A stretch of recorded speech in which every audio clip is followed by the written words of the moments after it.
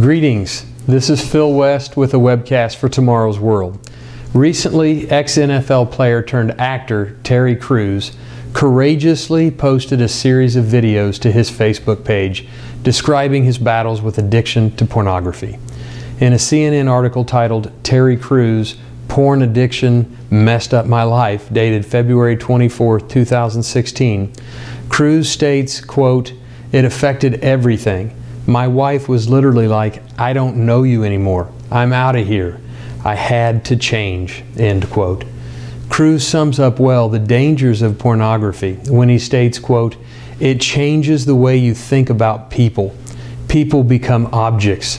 People become body parts. They become things to be used rather than people to be loved," end quote. Statistics related to pornography on the internet are widely varied, but one thing's perfectly clear: pornography has flourished with the advent of the internet. In a January 20th, 2015 NBCnews.com article, "Things Are Looking Up in America's Porn Industry," it states, quote, "Globally, porn is a $97 billion industry, according to Cassia Wosick, assistant professor of sociology at New Mexico State University.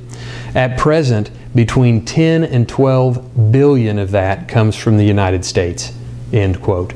Pornography is big, big business. And as Mr. Crews can attest, it can be addictive and lead to very real problems. Did you know the Bible describes the dangers associated with this type of behavior? Proverbs 6, verses 24 and 25 states, quote, "To keep you from the evil woman, from the flattering tongue of a seductress, do not lust after her beauty in your heart, nor let her allure you with her eyelids." Notice that this is discussing something happening in the heart. We are living in a hypersexualized society where sex is used to sell everything from toothpicks to potato chips.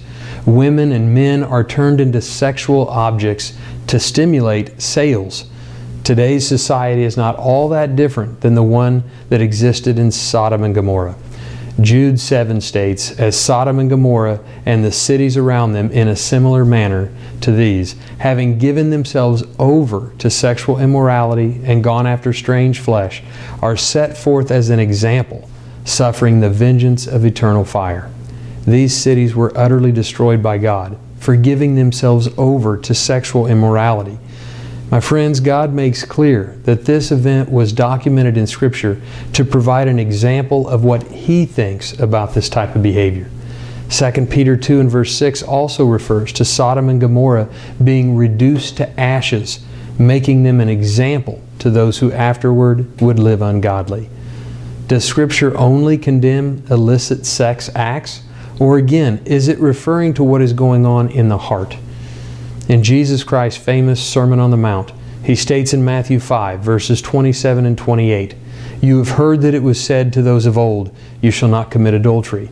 But I say to you that whoever looks at a woman to lust for her has already committed adultery with her in his heart." Jesus Christ enlarged the meaning of the seventh commandment to include breaking the spirit of the law, not just breaking the letter of the law. When we break the spirit of the commandment not to commit adultery or fornication, we sear our hearts.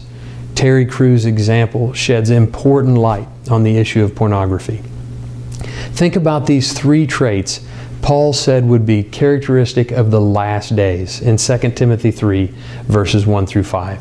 He mentions that men would be lovers of themselves, focused on self and self-gratification. Secondly, he refers to a lack of self-control. And those feeling the effects of pornography addiction can absolutely attest to feeling very little self-control. Finally, Paul states that men would be lovers of pleasure rather than lovers of God. Sadly, those addicted to pornography have made it their God.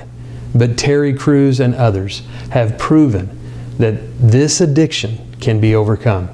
Be sure to read our powerful booklet, The 10 Commandments, at tomorrowsworld.org to learn more about God's great spiritual law. And while you're there, be sure to check out all of our informative literature. Thanks for watching, and we'll see you next time.